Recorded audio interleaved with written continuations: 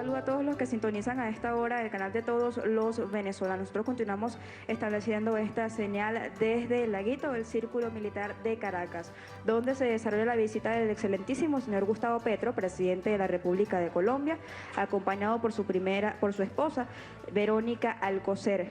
Además está el ciudadano Ernesto Villegas Polhac, ministro del Poder Popular para la Cultura, y el excelentísimo señor Milton Rengifo, embajador de la República de Colombia en la República Bolivariana de Venezuela. Ellos llegan al laguito del Círculo Militar de Caracas a propósito de la ceremonia del bautizo de su libro, Una vida, muchas libras. Veamos cómo se desarrolla esta actividad. Adelante. Bienvenido, presidente. Señoras y señores, tengan todas y todos muy buenos días. En nombre de la República Bolivariana de Venezuela, el ciudadano Ernesto Villegas Polhac, ministro del Poder Popular para la Cultura, le da la más cordial bienvenida al excelentísimo señor Gustavo Petro Urrego, presidente de la República de Colombia, y a su primera dama, la excelentísima señora Verónica Alcocer, a la Feria Internacional del Libro de Venezuela, Filben 2023, para la ceremonia de bautizo de su libro, Una vida, muchas vidas.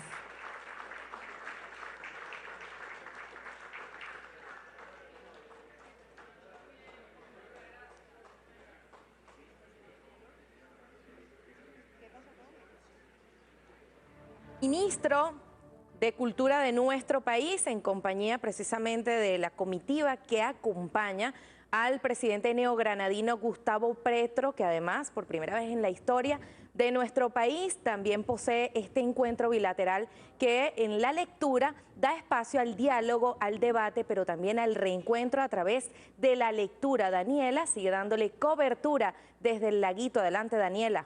Y al estado de Amazonas como invitado especial.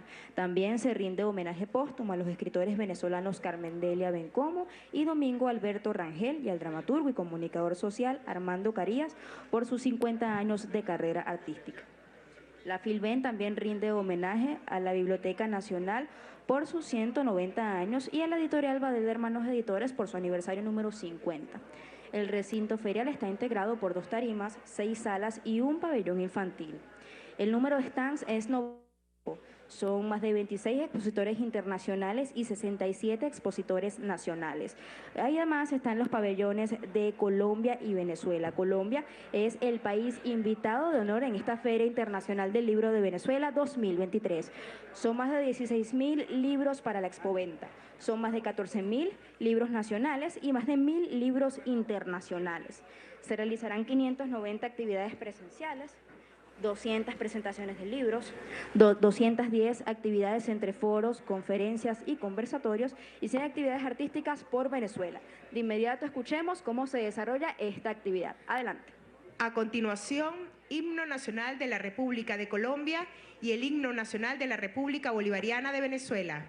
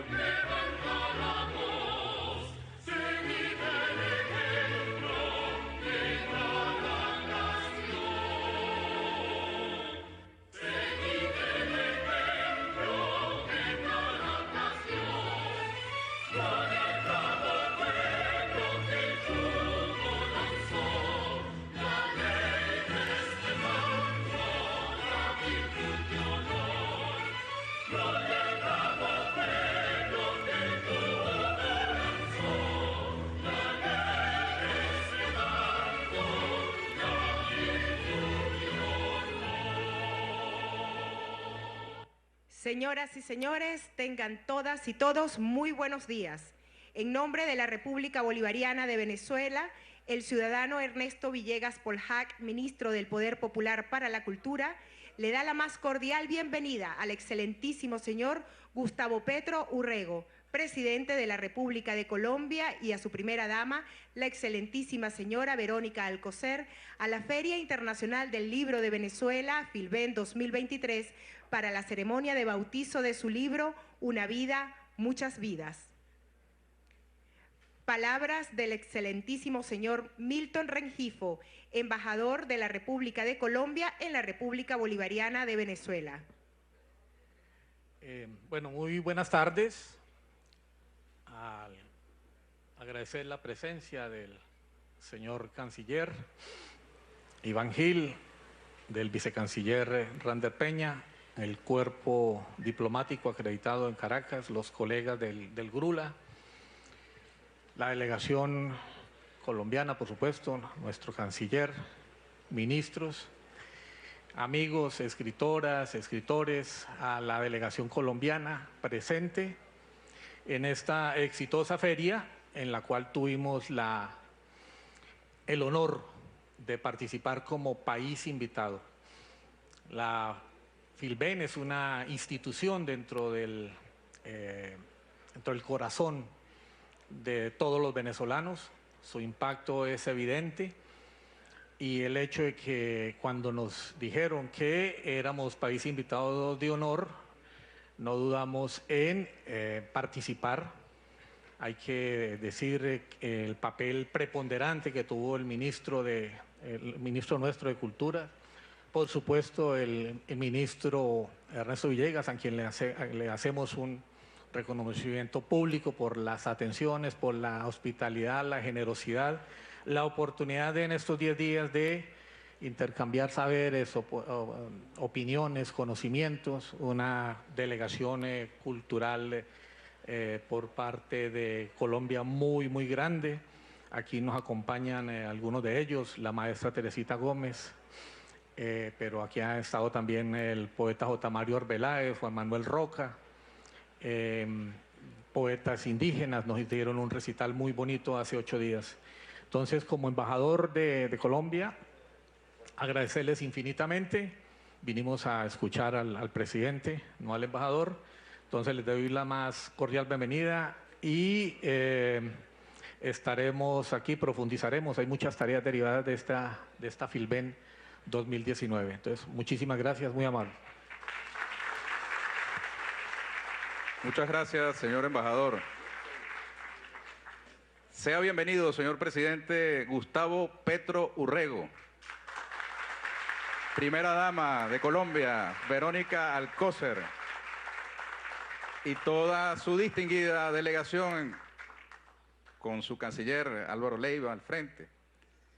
Quiero agradecerle sinceramente al señor presidente, al señor embajador, a todo el equipo del Ministerio de las Culturas, las Artes y los Saberes de Colombia por la brillante participación de Colombia como país invitado de honor en esta Feria Internacional del Libro de Venezuela en su edición número 19. Decíamos que Colombia venía con todo para desafiar a los nuestros aquí en Venezuela. Y vino Colombia con todo y también Venezuela vino con todo. Una feria abierta al público, señor presidente. Aquí no se cobra entrada, todo lo contrario, más bien colocamos un sistema de autobuses para facilitar el acceso de nuestro pueblo a estos espacios hermosos del Círculo Militar de Caracas. Hemos tenido 18 ferias anteriores, una creación del comandante Hugo Chávez, que tenían un pabellón infantil. Y esta es la primera vez que un pabellón infantil contiene una feria, porque estos espacios hermosos del Círculo Militar en el Laguito están primordialmente disponibles para las niñas y los niños. Hemos construido un barco en las riberas de este laguito que evoca a la batalla naval del lago de Maracaibo, de la cual este año se cumplen 200 años y que hermana como la hermana toda nuestra historia a Colombia y a Venezuela. Estamos dedicando la feria, señor presidente, además de Colombia, por primera vez a un estado de Venezuela como estado invitado especial. En este caso, el estado Amazonas, nuestro estado de fundamental población y origen indígena, que comparte frontera con Venezuela. De hecho, la novela La Vorágine, de la que se están comenzando a celebrar los 100 años, trata sobre esa zona común a la Colombia profunda y a la Venezuela profunda, ¿no? San Fernando de Atabapo, Maroa, San Carlos de Río Negro, El Bichada, ¿cierto? Y también le estamos dedicando la feria a 2 escritores centenarios venezolanos ya fallecidos. Carmendelia Bencomo, una poeta, dramaturga venezolana, por allí está su hijo Luis Guillermo García con su libro. Si me lo acerca, se lo obsequio al presidente. Cumple 100 años Carmendelia, lo mismo que un luchador revolucionario, siempre alzado,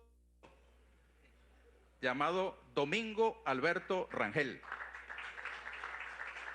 también centenario. Y en vida a un periodista, escritor, director de teatro infantil llamado Armando Carías, que ahora, aprovecho para anunciarlo, le vamos a colocar simbólicamente una guerrera y un gorro de marino, porque se ha graduado de capitán de barco. Al instalar ese barco hermoso allí, dirigir al frente de ese barco actividades lúdicas, obras teatrales, desarrollo de presentaciones de libros para las niñas y los niños. En el transcurso de la preparación de la feria, señor presidente, viajamos a Bogotá, nos reunimos con el equipo del ministro Juan David Correa. Quiero su conocimiento que le hace el embajador Milton, porque realmente fue muy asertivo el ministro y de verdad que el resultado de su esfuerzo es notorio. Nos fuimos con él, para su conocimiento, a 2 barriadas caraqueñas, al barrio Nuevo Horizonte, en la parroquia Sucre de Catria, Cerro Arriba, donde hay una comunidad de origen colombiano muy larga, de mucha historia, proveniente fundamentalmente de Palenque. Y también visitamos la parroquia San Agustín, que es una parroquia musical afrodescendiente.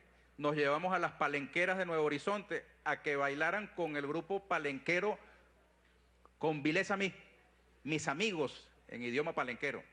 Y fue verdaderamente hermoso ese encuentro con nuestra raíz afro. Somos la misma cosa. Cuando empieza a sonar la música y empiezan a coincidir las sonoridades, los bailes, nuestra cultura, pues. Y en el transcurso de la organización, presidente, ocurrió el lamentable recrudecimiento de los hechos bélicos en Palestina. Y allí nos enteramos de un premio otorgado por la Feria Internacional del Libro de Frankfurt a una escritora palestina, a Dania Schibel, y que insólitamente le fue retirado el premio. Y desde Venezuela dijimos, bueno, si la Feria de Frankfurt no se lo otorga, nosotros sí. Y la incorporamos en el cuadro de homenaje de nuestros escritores homenajeados a Dania Schibel. Y luego, más adelante, ocurrió algo todavía más trágico. Una escritora palestina, Heba Abu Nada, se sumó a la larga lista de seres humanos sacrificados en Gaza, producto de los bombardeos contra el pueblo palestino. Y decidimos también incorporar a esa escritora palestina en el cuadro de homenaje de esta feria. Así que esta es una feria que también funciona como desagravio, como reivindicación de esas escritoras y del pueblo palestino, pidiendo la paz para todas las familias de todas las nacionalidades y de todas las religiones. No hay nada más antagónico a la cultura que la guerra. Y todavía más, si acaso el antagonismo acepta gradaciones, cosa que es imposible, el genocidio. Porque el genocidio es una escala superior de esa locura llamada la guerra. Ustedes tienen una larga trayectoria en Colombia de un conflicto armado y su propia presencia como presidente electo de Colombia es un dato supremo de la realidad política de América Latina y del mundo en que vivimos. Un hombre que en un momento determinado abrazó la causa de las armas y que supo transformarse y transformar la realidad colombiana para convertirse en una opción democrática para el pueblo colombiano, y está aquí electo por los votos del pueblo de Colombia, abriendo una puerta hacia un futuro de paz, de cambio y transformación, sin que su presencia aquí signifique desdibujamiento alguno de las especificidades y las singularidades de cada uno de nuestros procesos políticos. Venezuela es Venezuela y Colombia es Colombia, con sus tiempos, sus singularidades, pero nos une una historia común y una voluntad, una vocación de destino también común, con respeto irrestricto por las singularidades de cada uno de nuestros pueblos, de nuestros gobiernos. La cultura tiene la ventaja de que avanza mucho más rápido que las burocracias. Y antes del restablecimiento formal de relaciones diplomáticas entre nuestros pueblos, estuvimos allá en Cúcuta en un encuentro de poetas colombianos y venezolanos que se replicó en San Cristóbal, antes de que se firmara ningún papel, ningún documento. Y tenemos la esperanza cierta de que esta feria también signifique un punto de inflexión para acelerar lo que tengamos que acelerar para la integración y el diálogo cultural entre nuestros pueblos, entre nuestros países. Nosotros vinimos hoy a escucharlo, presidente, a presentar este libro. Una vida, muchas vidas.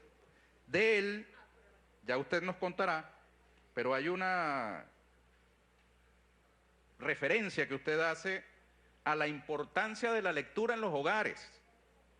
Usted dice palabras más, palabras menos, que un padre lee en casa, una madre lee en casa, lo más probable es que sus hijos se conviertan también en lectores y buenos estudiantes. Palabras más, palabras menos, citando su propio caso por su hogar. Así que yo quisiera darle la palabra precisamente comenzando por allí, por el efecto que usted atribuye al acto de leer como agente de cambio para la sociedad. Tiene la palabra, señor presidente Gustavo Petro Urrego. Le transmito los saludos que ya recibió, por supuesto, de su homólogo anfitrión, el presidente de la República Bolivariana de Venezuela, Nicolás Maduro Moros. Adelante. Bueno, gracias a todas, todos. Aquí el saludo protocolario. Un saludo especial a los representantes de los movimientos afrodescendientes, representantes de pueblos indígenas del estado de Amazonas, jóvenes del Partido Socialista Unido de Venezuela, escritoras y escritores, ministro del Poder Popular de Cultura de Venezuela, Ernesto Emilio Villegas, viejo conocido mío, embajador de Colombia ante el gobierno de la República Bolivariana de Venezuela, Milton Rengifo Hernández y su esposa Diana, también viejísimo conocido mío, embajadores y jefes de misiones diplomáticas acreditadas ante el gobierno de la República Bolivariana de Venezuela, ministros y funcionarios del Gobierno Nacional de la República de Colombia, escritores participantes en la 19ª Feria Internacional del Libro de Venezuela, a mi esposa Verónica, a la pianista colombiana maestra Teresita Gómez. ¿Dónde estaba Teresita? Por allá. ¿Cómo estás? Gracias. Medios de comunicación nacionales e internacionales y en general a toda la comunidad lectora que nos acompaña el día de hoy.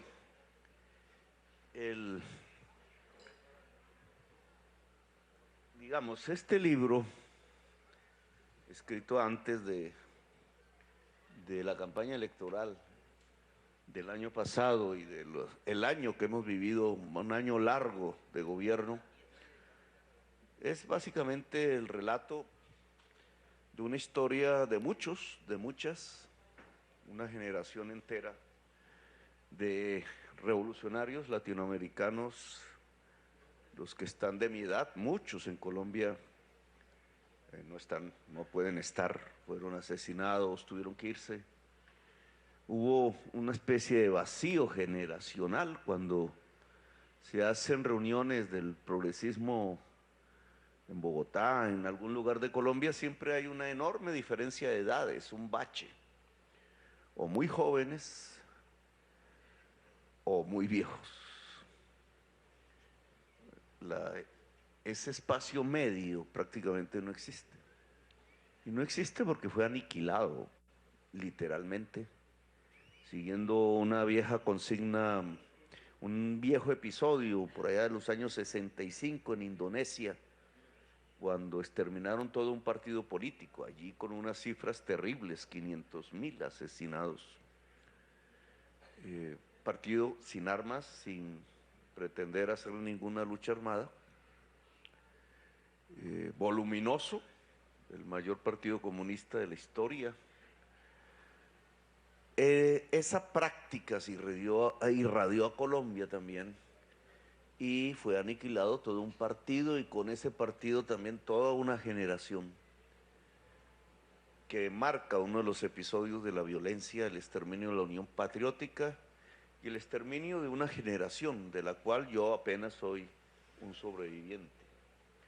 Por eso tiene alguna importancia el libro, porque el libro es como una bisagra, coge dos momentos de la historia, uno le llamaré muy clásico, el siglo XX, y otro que está por escribirse, muy, muy libertario, sin ataduras, que es lo que estamos viviendo del siglo XXI.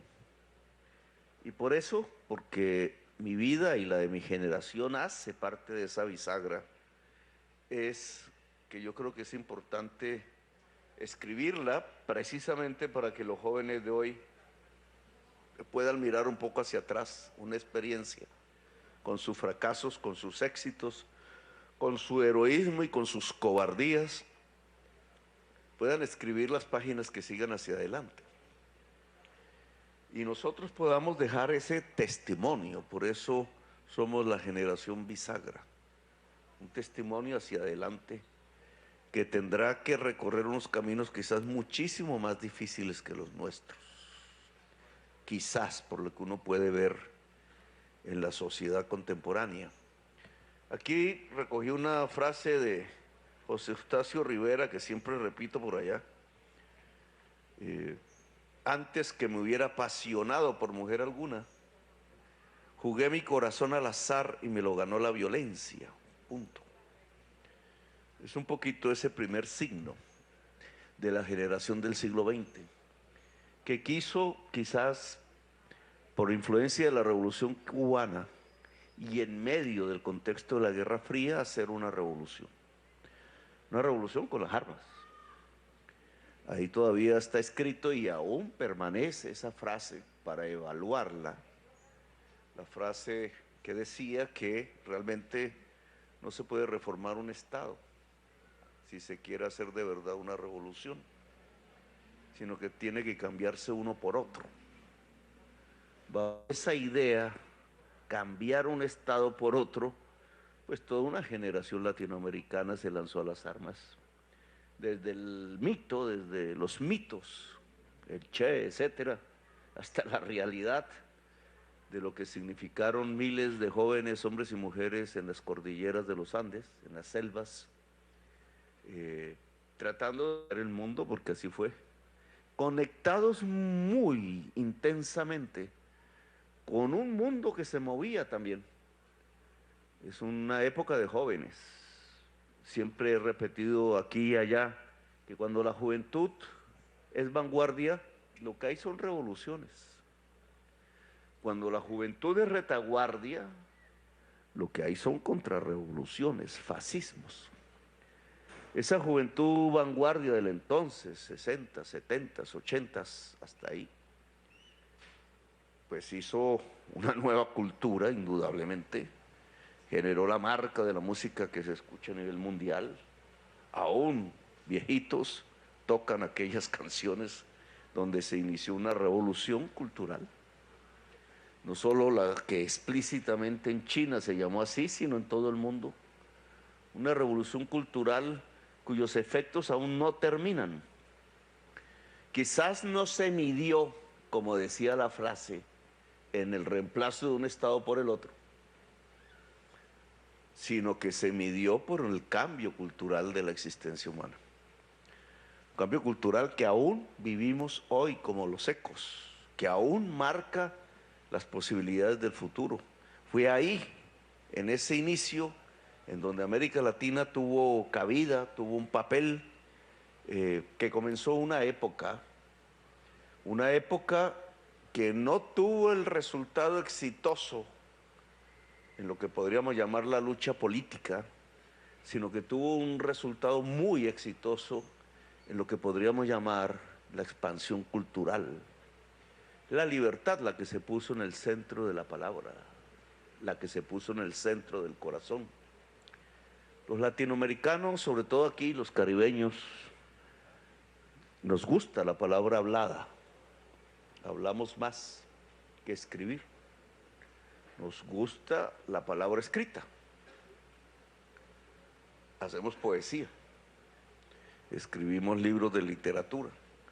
Quizás no tenemos la misma vocación que ciertos pueblos escandinavos, anglosajones, germánicos, de pensar la teoría, de auscultar la teoría, de meternos en las matemáticas, de como el viejo alemán descubrir la lógica del capital.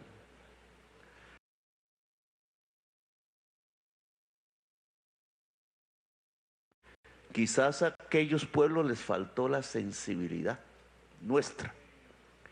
Quizás la revolución bolchevique y el socialismo congelado en la Rusia soviética no podía desencadenar precisamente una revolución por falta de sensibilidad, quizás. Y quizás nosotros tenemos problemas por no alcanzar las posibilidades de articular una política con la ciencia, que nos parece un tanto fría, porque quisiéramos más las pasiones y los sentimientos.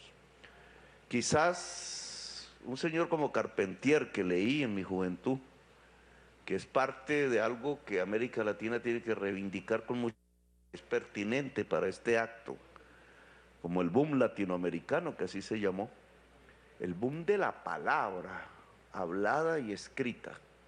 Yo hago más parte de la palabra hablada que de la palabra escrita. Ese boom latinoamericano pues puso una marca que era necesaria quizás en los entretelones de la política mundial de finales del siglo XX. Quizás la palabra escrita, la palabra hablada y la palabra pensada y reflexionada son absolutamente necesarios para construir un relato integral de los cambios del mundo de hoy. Lo que nosotros hicimos al principio fue lanzarnos con sentimientos, leer libros, leer poesía, leer novelas, leer la historia latinoamericana. En esos pueblos del Caribe nos lanzamos a hacer una revolución.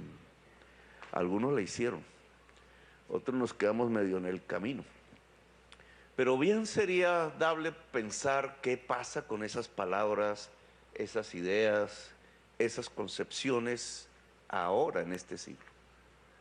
Allá en el pasado está para la reflexión del historiador, para las anécdotas, para los cuentos, para las recopilaciones de vidas como esta.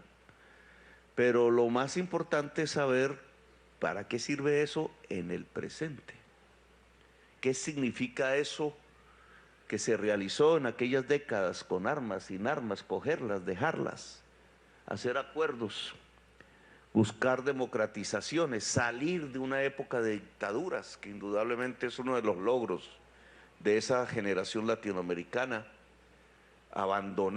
hacer abandonar el mapa latinoamericano de las dictaduras militares y de las dictaduras civiles que se le parecían como en Colombia, abrir las posibilidades de una democracia ya para los años finales de los 80, los 90, hacer acuerdos de paz como hizo mi organización, el Movimiento 19 de Abril, el M19, que nunca reivindicó el marxismo, aunque yo he leído el marxismo, nunca reivindicó la idea de tener una política correcta o de ser el partido de vanguardia de una clase social.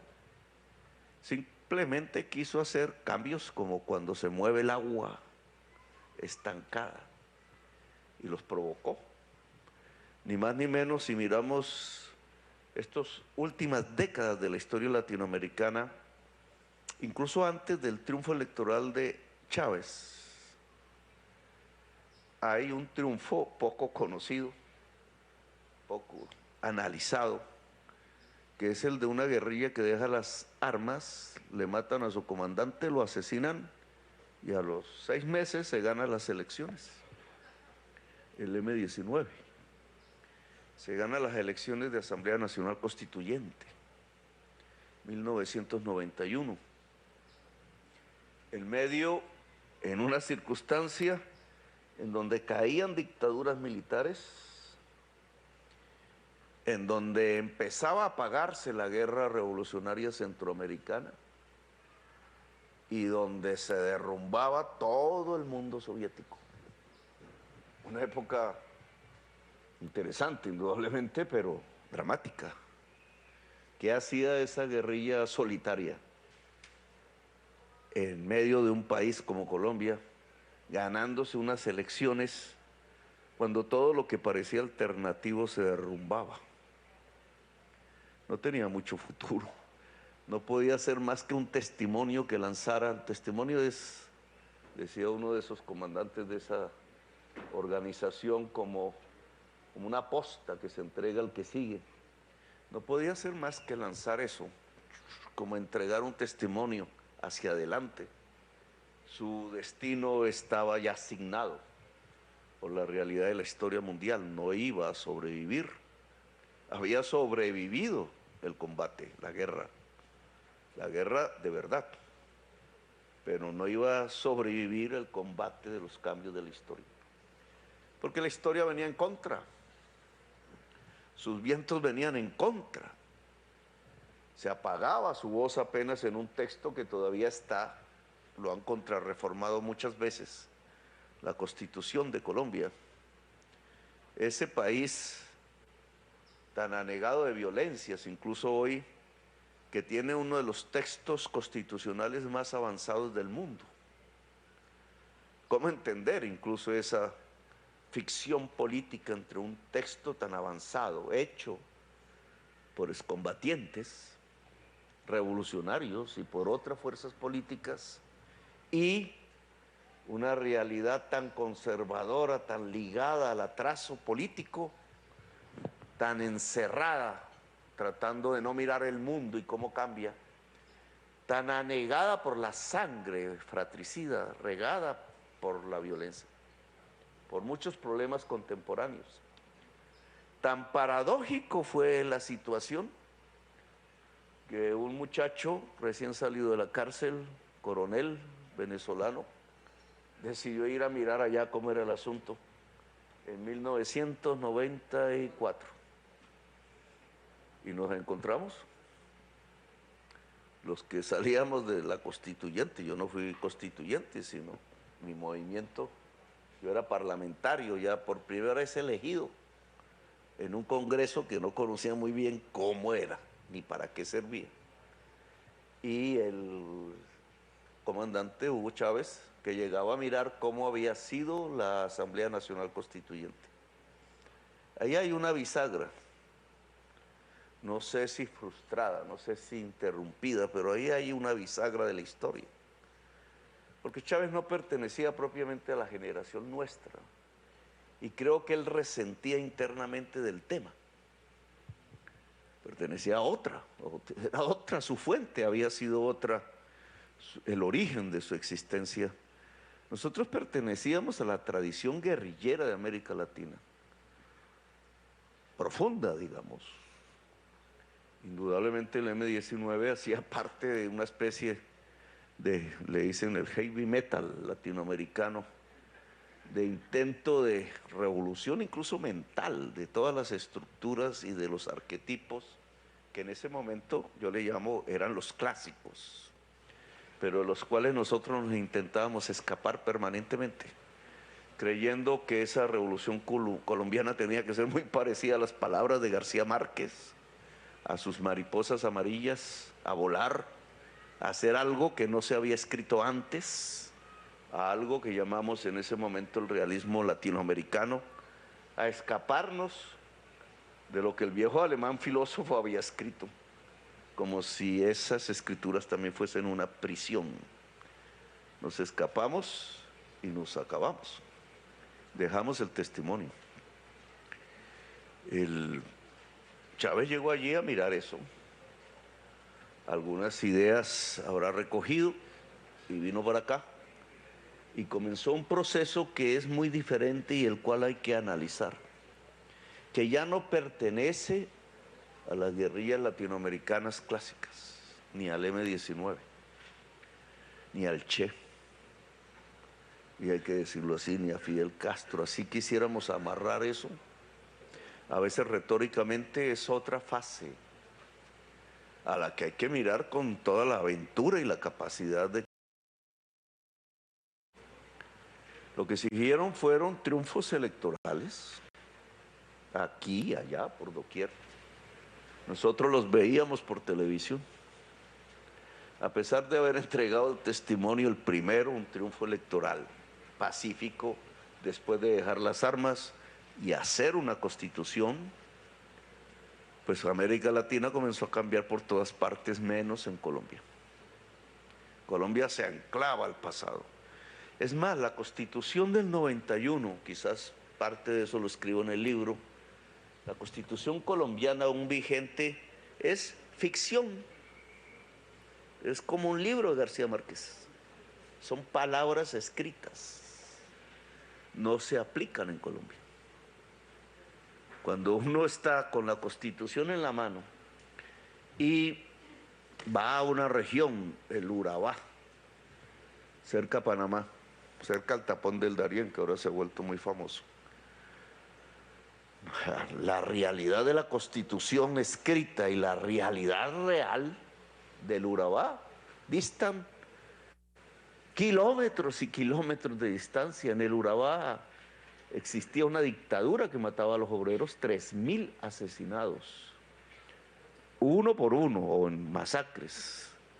Y la Constitución habla del Estado Social de Derecho.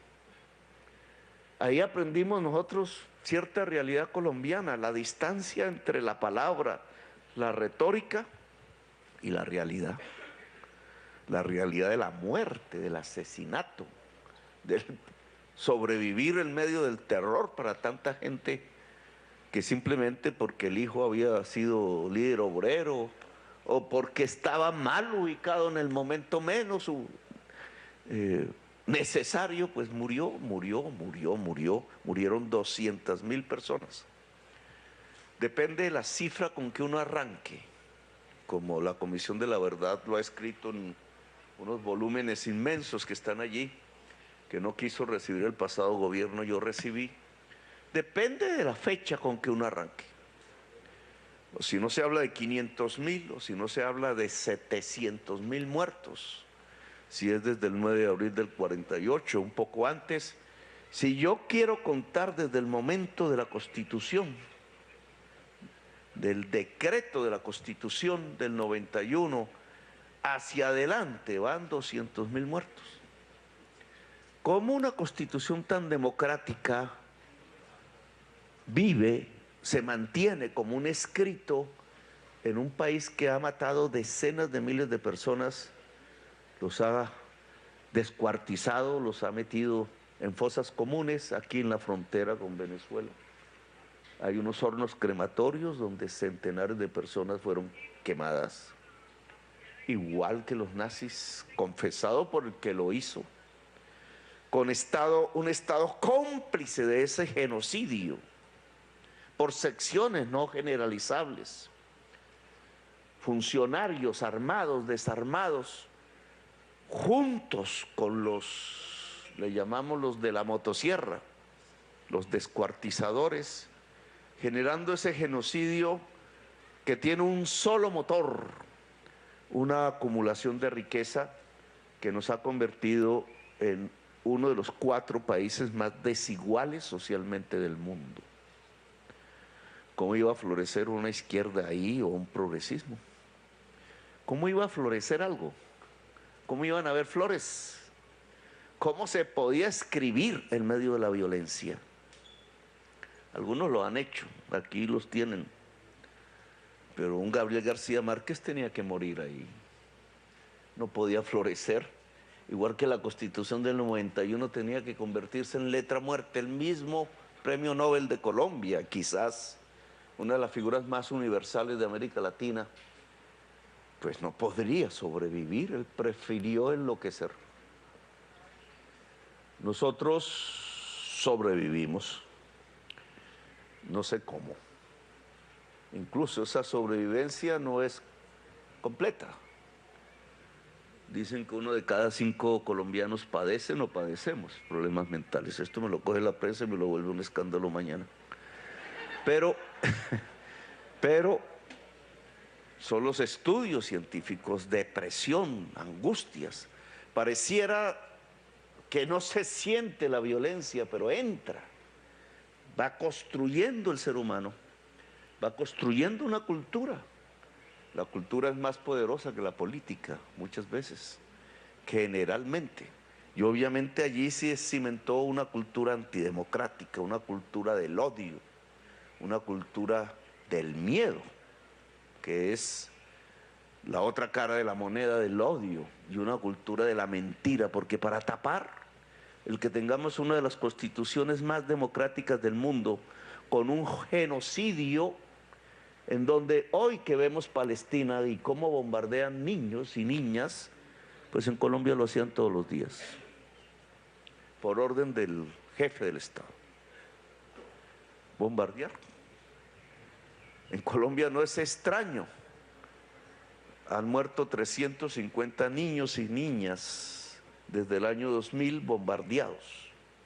Claro, las cifras ya no son las mismas de Palestina, que desencadena la barbarie, pero no por nada muy buena parte de la prensa colombiana y de la política colombiana aplaudió el que se hiciera lo que se está haciendo con Palestina.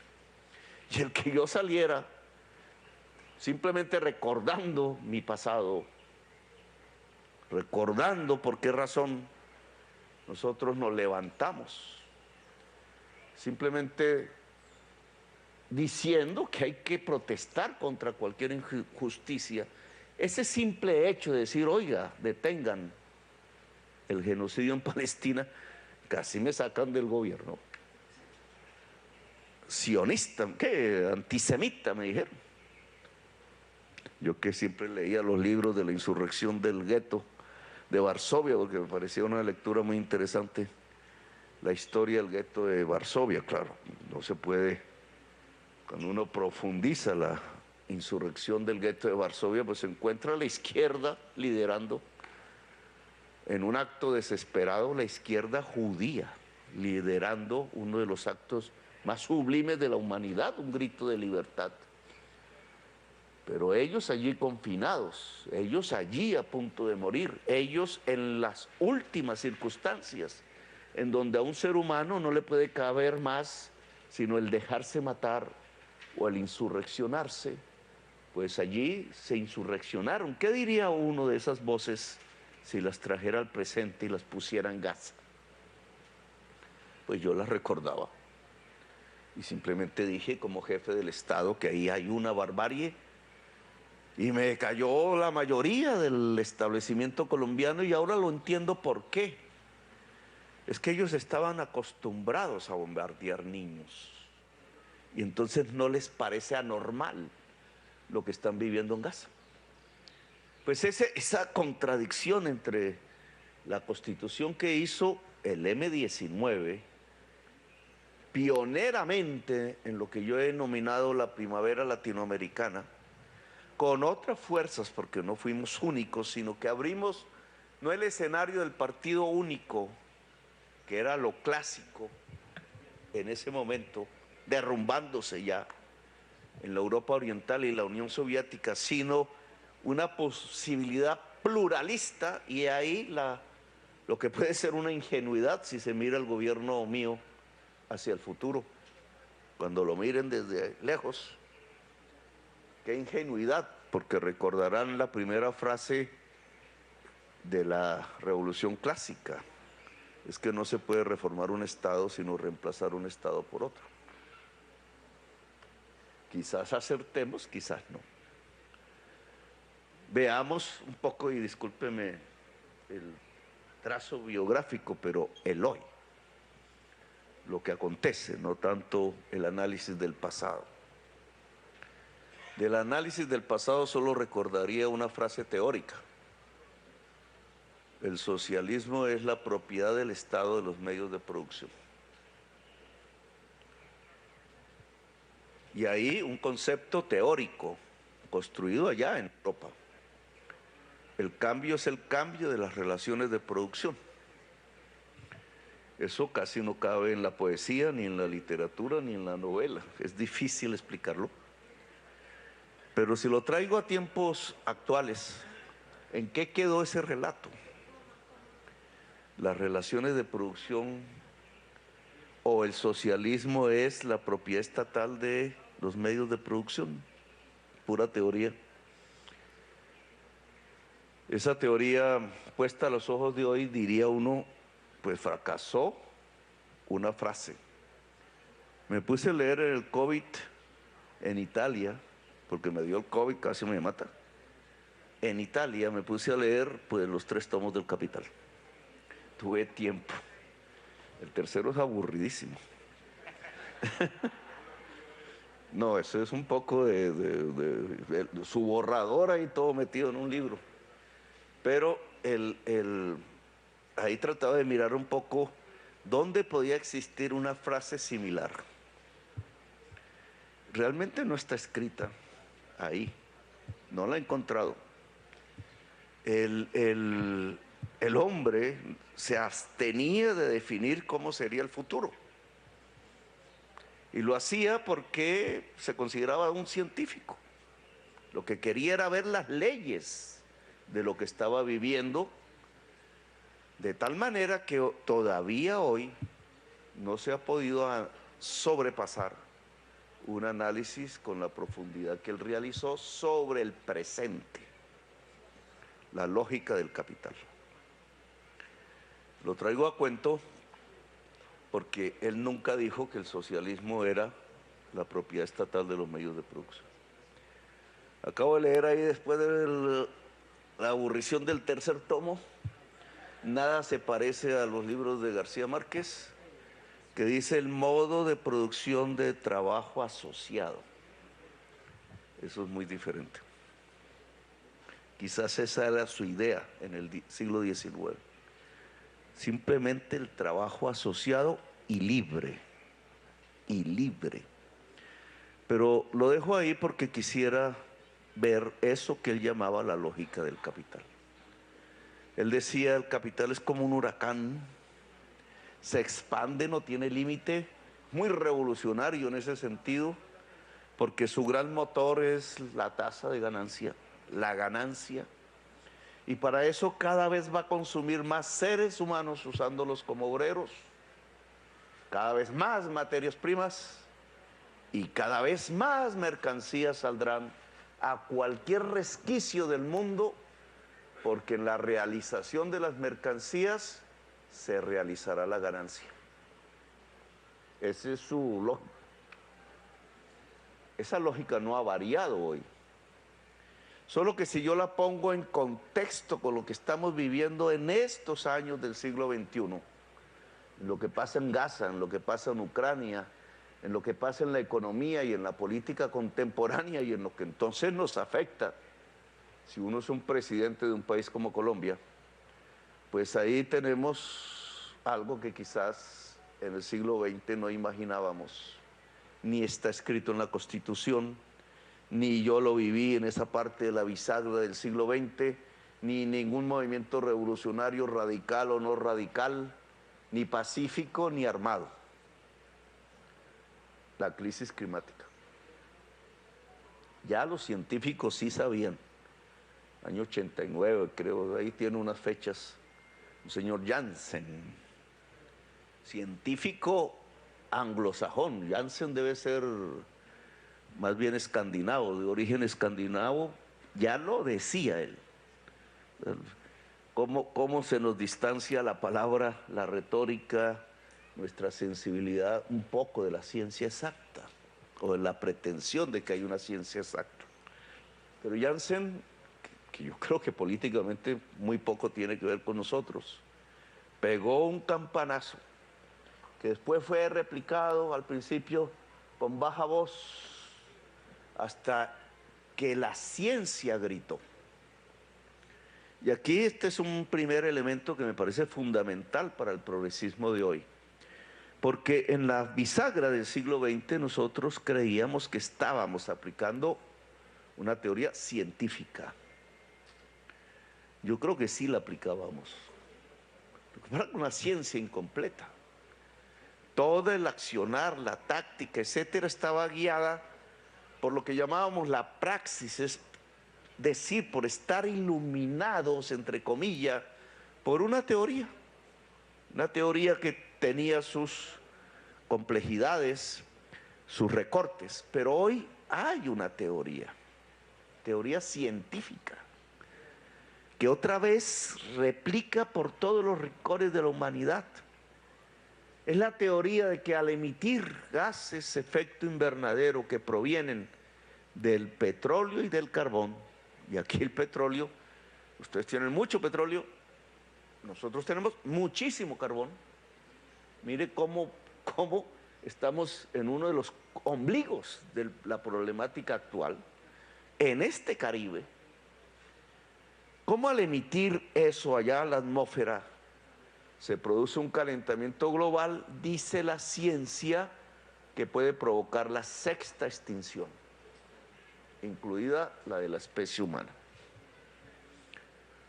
Ciencia, biólogos, gente de expertos en clima, geólogos, químicos, físicos, etcétera, matemáticos, modelos inmensos en las universidades del norte, explorando a través de la articulación de las variables y la correlación estadística los diferentes escenarios que traería el cambio que nos parece frágil de 1 grado centígrado, de 2, de 1,5, de 2,5, en las consecuencias sobre la vida en el planeta Tierra. La ciencia está ahí, su panel de expertos, miles y miles de científicos juntándose a través del trabajo libre asociado, que es cerebral.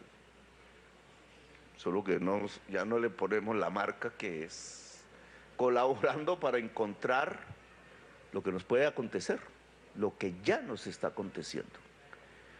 La crisis climática, cambio climático, le dijeron al principio, cambio climático es muy suave como palabra, es un cambio más de tantos. No, crisis, apocalipsis diría la Biblia, colapso, crisis civilizatoria de la humanidad, dice el Papa, etcétera. Se podría otra vez llenar de libros las bibliotecas alrededor de este tema. Solo que poco se ha ligado la ciencia y la política. Y el progresismo es eso, o por lo menos ese era el mensaje de la época clásica de los revolucionarios del siglo XX, la conjunción de teoría y práctica, es decir, la praxis. Solo que la teoría de hoy está suministrada, la tenemos, la podemos leer, la podemos investigar, nos podemos incluso volver eruditos si nos especializamos en esas materias. ¿Qué significa eso? Si yo vuelvo al viejo alemán, que por eso fue que volví a leer en el COVID como experiencia humana está ligado a esta nueva ciencia. Pues los científicos de Cambridge dicen que sí, que el COVID simplemente es uno de los virus de muchos que han pasado y van a pasar ligados a la crisis climática. Y entonces el COVID nos muestra en la práctica ¿Cómo es que podría ser la extinción de la especie humana hacia adelante? Claro, es una campanada. El COVID hizo lo que ningún partido bolchevique pudo hacer: detener el capitalismo en todo el mundo. Un año. Y aún hoy, pues, aún hoy hay consecuencias. Detuvo el capitalismo un bicho invisible y no humano. No fue la teoría clásica nuestra, fue un virus. Pero es que es un virus que va marcando la extinción. Así lo hayamos superado. Viene otro, son invisibles. Es la cadena de la vida que se está deshilachando. Lo asemejo como un saco de estos, así, o este lino, sácale una hebra, pareciera nada y se acabó la camisa. Es lo que nos ha pasado, una hebra, pero se está acabando la camisa, el tejido, es el tejido de la vida. Ahora, si yo cojo al alemán y lo articulo a la ciencia de hoy, casi que ninguno de esos científicos se ha leído al alemán. Seguro que no. Encuesta para hacer de la prensa. Pero si los vinculo en la teoría, encuentro que lo que dijo el alemán alrededor de la lógica del capital, la acumulación ampliada en busca de ganancias, es lo que se ha reflejado en la atmósfera, también como un huracán ampliado en términos de CO2 acumulado. La acumulación del capital en la atmósfera es CO2 acumulado. Y si esto lo proyecto hacia adelante unos añitos no más, pues si la lógica del capital sigue, el CO2 acumulado acaba la vida en el planeta. Ya lo había escrito. Consume las fuentes de riqueza, el ser humano y la naturaleza, es decir, la vida. La lógica del capital consume la vida. Y entonces aquí vienen nuestros problemas prácticos de hoy. ¿Y qué hacemos? ¿Qué hace Latinoamérica? ¿Qué hace el Caribe? ¿Qué hace el mundo, obviamente? ¿Qué es lo que estamos viviendo? Ustedes están viendo cómo se desbarata el derecho internacional.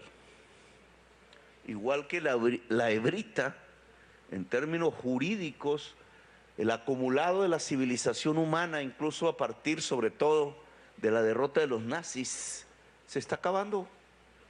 Ustedes son víctimas de eso. Decidieron bloquearlos. Alguien decidió bloquearlos. Alguien que no es nadie de aquí, es de allá, decidió bloquearlos. Y decidieron bloquear uno y otro país y poner presos presidentes y ponerle precios a la cabeza y romper completamente las normas del derecho internacional. Y hoy, ¿qué estamos viendo como práctica? Delante de nosotros mismos, un señor loco que se llama Netanyahu, que es capaz de atraer la alianza de los Estados Unidos solamente porque el capital israelí o solidario con el capital israelí, es dueño de la banca norteamericana. Tengo que recoger al cantante Roger Waters, ¿cómo es? de Pink Floyd, porque ningún hotel de Bogotá le admite dormir ahí.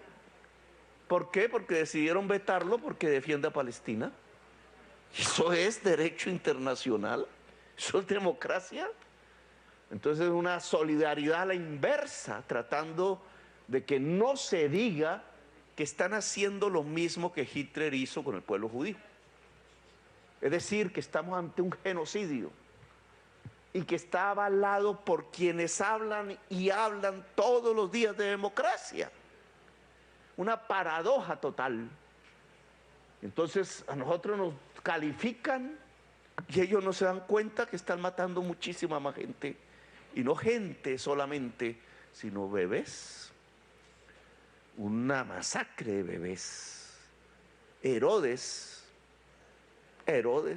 yo no sé si Herodes existió o no, pero lo que estamos viendo es un Herodes poderosísimo, matando y matando niños en la tierra. Eso no es el derecho internacional. derecho internacional ha muerto. Le decía, porque tuve la oportunidad, me invitaron, yo no sé por qué me invitan, pero me invitaron a una cosa que llama la PEC ayer, antes de ayer. Es un foro del Pacífico. Entonces los pueblos del Pacífico, no todos, es un club exclusivo. Nosotros llevamos 28 años pidiendo que seamos miembros plenos y no, Colombia no les parece. Entonces solo invitan a Colombia, ustedes me invitaron. Allá está Chile, Perú, México, Estados Unidos, Canadá, y se va uno por el otro lado, Australia, Rusia, China, Japón, mejor dicho, y todos así sentaditos en una mesa. Yo dije, miércoles, eso va para mi libro. Ahí está, en el curubito del poder mundial, que es obviamente la olla del Pacífico. Nosotros los pobres, los países, es más, el Pacífico colombiano es la parte más pobre de toda la olla del Pacífico. ¿Saben por qué? Porque en el Pacífico colombiano, que es selvático, la selva más biodiversa del mundo, llegaban los negros esclavos escapados a hacer sus aldeas, y la oligarquía blanca esclavista se vengó, no adelantando la región. Y entonces cuando ustedes observen todo el litoral pacífico en todos los continentes, encuentran que la región más pobre de todo el litoral es el pedacito colombiano, porque es una venganza racista contra el pueblo negro que trajeron a la fuerza a Colombia, pero decidió liberarse. Bueno, en ese curubito estuve yo sentado y les dije, usted iba a preguntarme o yo estoy hablando. Dije que la palabra escrita y la palabra hablada. Le quiero preguntar, presidente, si en esa reunión le dieron café. ¿Le dieron café? Sí. Porque aquí No tenemos sé de qué café país. venezolano. No sé de qué país. Y quisiera ofrecerles, porque esta conversación está muy interesante, ¿verdad? Entonces, a ver si le servimos café venezolano a la audiencia, y si queda uno, nos lo traen a nosotros también, ¿verdad, señor embajador? ¿Ah? Y un agüita, ¿verdad? Perfecto. Y aprovecho la interrupción para informar que estamos siendo transmitidos a través de RTBC, Señal Colombia, la señal de la paz, allá en la hermana República. Además de los medios nacionales, Telesur, Venezolana de Televisión, los medios del sistema público venezolano, el canal Cultura Venezuela y la página filben.com. Tiene la palabra de nuevo Gustavo Petro. Me están esperando ya en este momento. Entonces, lo que quería decirles, en esa reunión les dije, porque digo, si el pueblo colombiano me dio la oportunidad de ser presidente, es para algo. Y si tengo a los poderes mundiales sentados a 3 metros de mí, Estados Unidos, Biden, el señor Xi Jinping de China y había un señor representante de Rusia, y el señor de Japón, y el señor de Australia, y el señor de Canadá, pues aprovecho. Y les dije eso.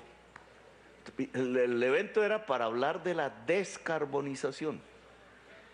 Yo creo que otro día hablamos de esos temas, pero ¿cómo se puede pasar a una economía descarbonizada? Que es un cambio de relaciones sociales de producción. Ese es un tema a explorar. ¿Cómo se puede pasar a una economía descarbonizada? Es decir, sin petróleo y sin carbón. Y el petróleo es lo que ustedes exportan y el carbón es lo que nosotros exportamos. ¿Cómo se puede pasar, es decir, cuidar la vida en el planeta si estamos en guerras? Si el deporte favorito es la guerra. Lo que estamos viviendo es guerra y barbarie, la destrucción incluso de acumulados de la civilización humana en las que participó los mismos líderes del capitalismo. Estamos viendo cómo se derrumban. Es un episodio que está anclado al derrumbamiento de la vida en el planeta. O sea, lo que estamos viviendo no es coyuntural, no es un simple loco botando bombas por sus ideas, es el derrumbe del derecho internacional, es la ley del más fuerte, se junta con el fentanilo. Estábamos precisamente en la ciudad de San Francisco, que es la ciudad donde mejor se puede ver el efecto del fentanilo en la sociedad norteamericana. Ese análisis de esa droga química que viene, dicen que de China, pero que ya habían legalizado en Estados Unidos, la droga de la muerte. No es la marihuana de los hippies, que usaban entre otras para generar la nueva cultura, la alternatividad contra la guerra de Vietnam. No es la droga del neoliberalismo, que es la cocaína, hecha en Colombia y en expansión. La droga de la muerte, la gente que toma eso ya no está ni para competir, ni para pasarla chévere, ni para hacer, ni oír música, es para morirse.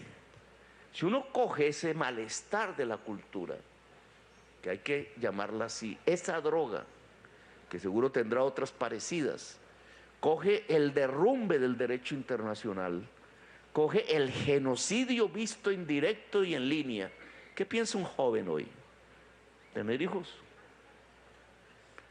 Lo que podría llamarse la reproducción de la vida. ¿Es posible? Estamos viviendo los sentires, la cultura de la extinción. Y entonces, ¿cuál es el papel de la política en este momento? De los líderes. Es un interrogante que me hago. ¿Cuál es el papel del progresismo latinoamericano? Insistir que esta economía se basa en petróleo y carbón y gas, que ese es nuestro papel en el mundo, o tenemos que reubicarnos completamente como pueblo caribeño y como pueblo latinoamericano. Latinoamericano, esa palabra latino está muy mal puesta, porque es que nosotros somos latinos, indígenas, negros, árabes. Los primeros conquistadores españoles, las tropas españolas que llegaron por lo que hoy es Colombia y aquí, eran los moros del sur de España.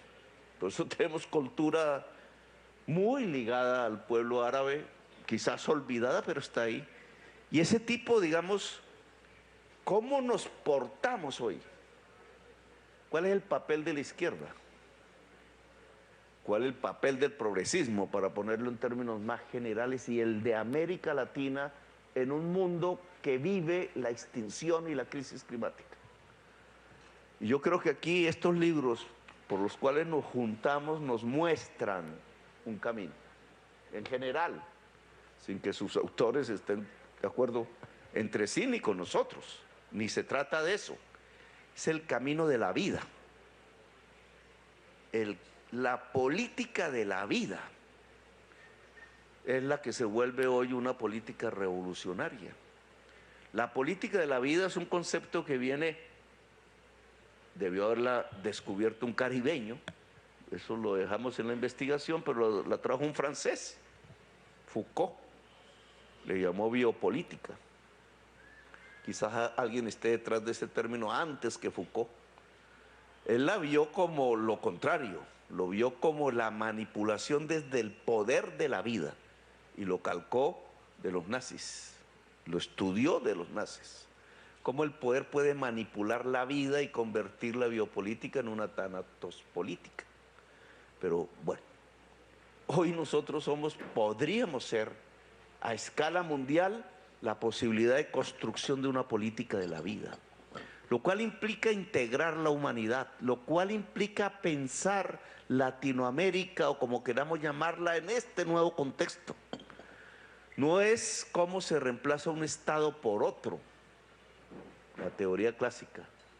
Es cómo logramos ahora juntar la humanidad para imponer la vida en el planeta Tierra. Es capital versus vida. Alguien diría clásicamente y me discutiría, no, es capital contra proletariado. Es el capital contra la vida, y esta vez no es la clase obrera la que está en la antígona del capital. Es la humanidad la que está en la antígona contra el capital. Luego esto hay que traducirlo en política, política concreta. ¿Cómo Venezuela puede ser una Venezuela sin petróleo? No porque no haya petróleo, sino porque lo dejamos de usar. Como Colombia, y miren los problemas que he tenido puede ser una Colombia sin carbón y sin petróleo. 60% de nuestras exportaciones.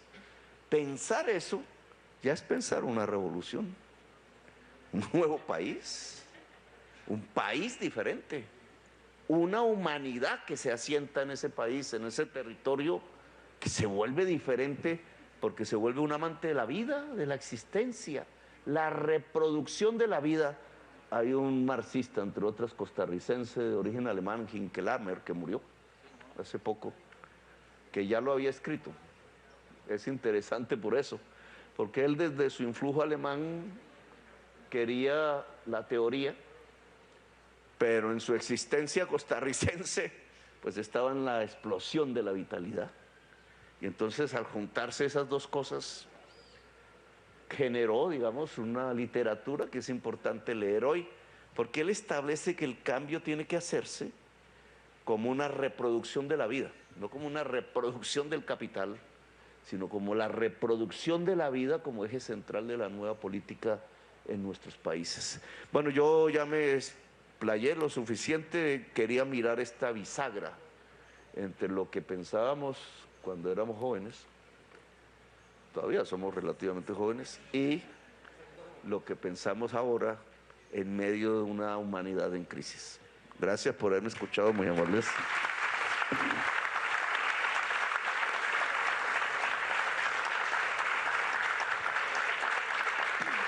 Invitamos a las autoridades a proceder con el bautizo del libro Una vida, muchas vidas.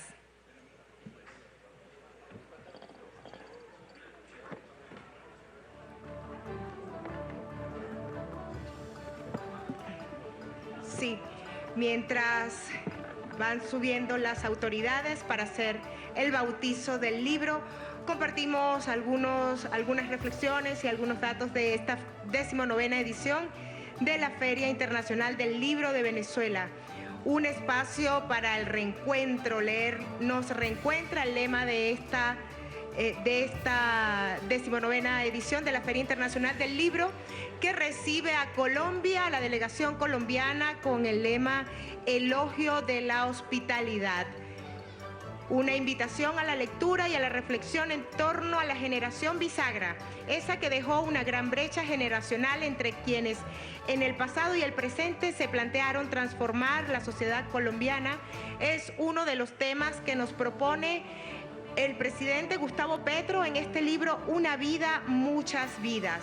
Una forma de nombrar y honrar a los que no pueden contarlo, porque haber sido víctimas de la violencia colombiana,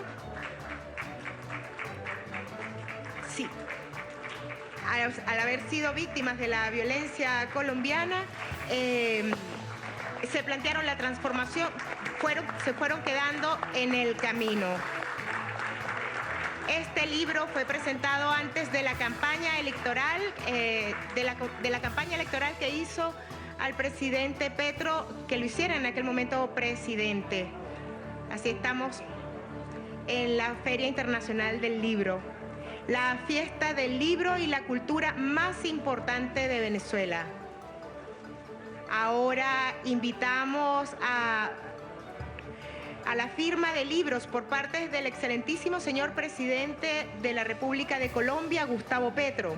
Para recibir el libro, invitamos a subir a la tarima al escritor y filósofo Luis Brito García, Valentina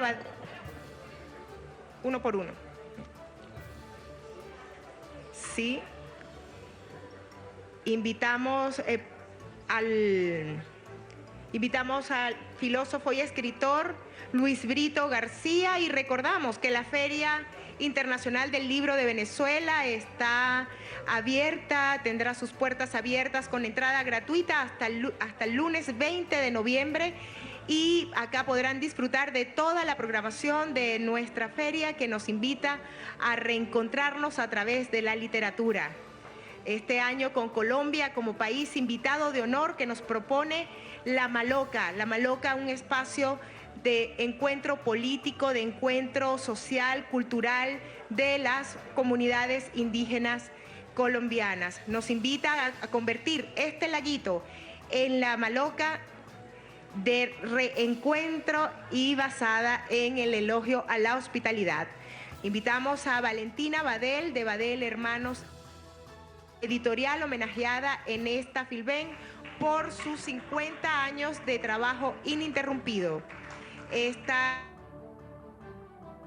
registrado la historia contemporánea venezolana a través del análisis de Domingo Alberto Rangel, quizá el escritor más publicado de esta editorial.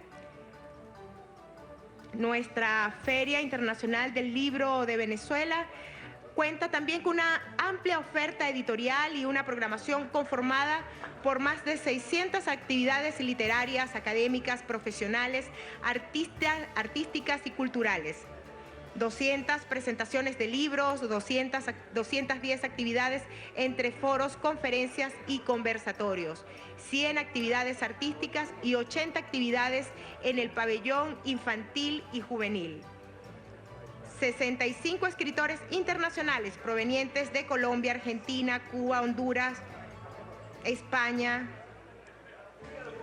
Llamamos a Luis Guillermo García, hijo de la autora homenajeada por su centenario, a Carmendelia Bencomo. También en honor al centenario de Carmendelia Bencomo, hemos disfrutado de un merecido homenaje a esta precursora de la literatura infantil venezolana, la literatura para niños, la literatura que invita a los niños a desarrollar y a trabajar su imaginación a partir de un lenguaje respetuoso con los niños. Es una de las señas de identidad de Carmendelia Bencomo, una de nuestras homenajeadas. Ahora invitamos a Domingo Alberto Rangel, hijo del autor homenajeado Domingo Alberto Rangel. También es un centenario, un escritor revolucionario siempre y capaz de dar cuentas de la historia contemporánea venezolana, dar cuenta del pacto de Punto Fijo y siempre crítico ante toda la situación que vivía nuestro país y que en muchas ocasiones no tenía espacio en las editoriales más destacadas de aquel momento en el país. Invitamos a Denise Acosta Marimón, del movimiento afrodescendiente, otro de los movimientos que han logrado reivindicarse y abrirse un espacio en una sociedad que les dejaba fuera, una de las voces silenciadas, una de las manifestaciones fenotípicas más silenciadas en nuestra sociedad antes de la Revolución Bolivariana.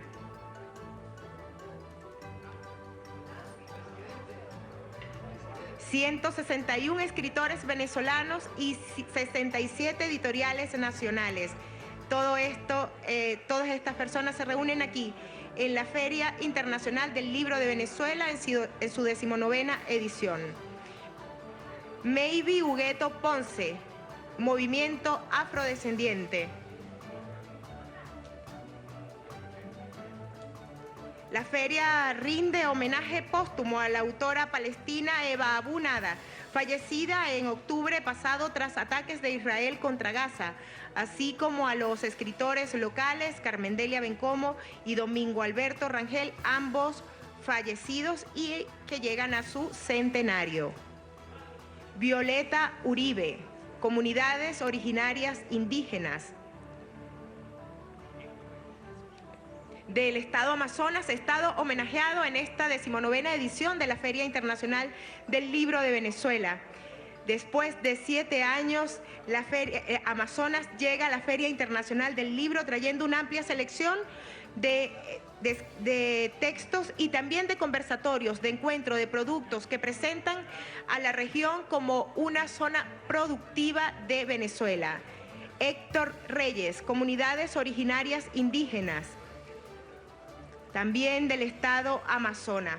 El Centro Nacional del Libro, CENAL, se propuso este año que la feria llegara a todos los estados del país, a diferencia de otras ediciones que se hacían en algunas regiones. Filben se organizará en cada estado y agregará más contenido a nivel regional.